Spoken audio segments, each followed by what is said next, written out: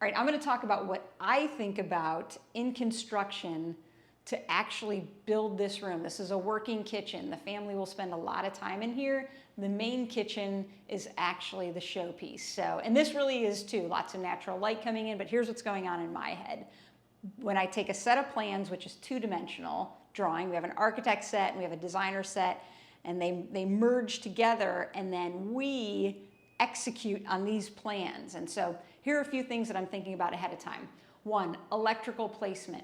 When we put the outlets in, we don't want to shove the outlets close to the cabinetry. We want to leave at least an inch, inch and a half space so that it's very intentional. The sconces are centered between the cabinet and the casing. So we need to understand up front our casing dimensions and our cabinet dimensions. Those are two really important things. Third thing is, where do we want our seams on the countertop? So we know we have a cabinet that actually sits on top of the countertop. So we're going to place our seam at these tall cabinets. We're going to place a seam in the middle of the sink, and we're going to place another seam at the tall cabinet. Now look behind me. The backsplash is really interesting. We have casing here, and so we still want a backsplash because when you're washing your hands, water can make its way back, but this is a really small backsplash. You don't have to always install 4-inch backsplashes.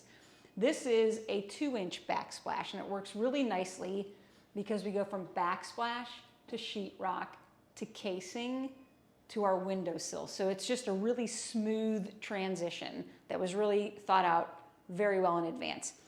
Some of these systems, like the dishwasher, has paneling, okay? So we need to know in advance what we're purchasing. Is it a regular stainless steel dishwasher or a paneled dishwasher?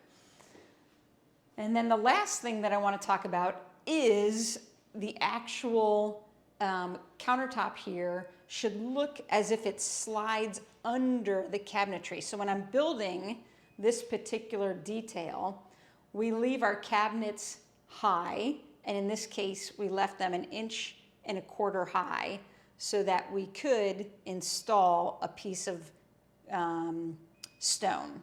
So we have to think about that way in advance. We have to know the thickness of our stone. It could be 3/4 inch, which is 2 centimeters, or it could be 1.25 inches, which is 3 centimeters.